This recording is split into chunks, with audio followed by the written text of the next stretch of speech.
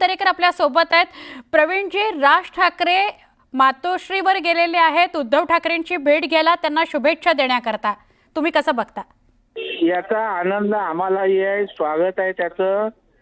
परंतु याच्यामध्ये आपण महाराष्ट्रात राजकीय संस्कृती, आपण एकमेकांचे विरोधी पक्ष असलो तरी आपण शुभेच्छा देतो, भेटतो।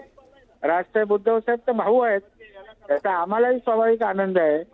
पण मला आता सुषमा अंधारे साहेबां मॅडमची हतबलता दिसत होती की आता महाराष्ट्राचे प्रश्न सुटलेत, दोघे एकत्र दिसलेत।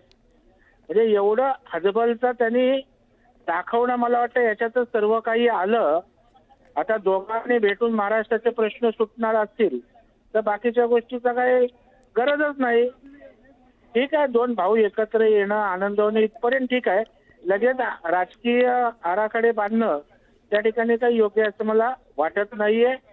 कोणाच्या पोटात दुखण्याचं दोघांनी एकत्र येऊन शुभेच्छा दिल्याचं वाईट वाटायचं कारण नाही। नक्की, म्हणजे तुम्हाला प्रवीणजी असं म्हणायचं की दोन भाऊ हे व्यक्तिगत पातळीवर भेटतायत, कौटुंबिक भेट आहे ही, इथं राजकीय काही घडामोडी घडतील किंवा पुढचे प्रवास होतील असं नाही?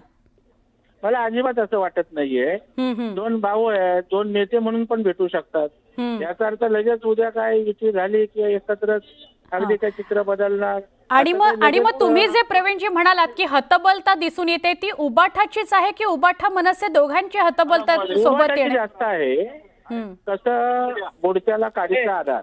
आता ज्या पद्धतीत सुषमा अंधारे एवढं त्याचं विश्लेषण करत होते किंवा तुष्टीकरण करत होत्या या भेटीचं, त्याच्यावरनं त्यांना खूप घाई झाली युतीची।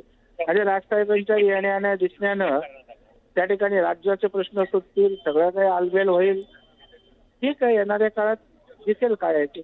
नक्की नक्की। प्रवीणजी, धन्यवाद। न्यूज 18 लोकमतशी बोललात त्याबद्दल। भाजपचे आमदार, नेते, प्रवक्ते प्रवीण दरेकर आपल्या सोबत होते। ते प्रतिक्रिया देत होते की मला तरी असं वाटतंय की ही कौटुंबिक आणि व्यक्तिगत पातळीवरचीच भेट आहे, दोघं राजकीय पातळीवर सुद्धा एकत्र येतील असं मला आत्ता तरी वाटत नाही। आणि सगळ्यात महत्त्वाचं म्हणजे उबाठाची हतबलता मला इथे वाटतेय की बुडत्याला काडीचा आधार, तसं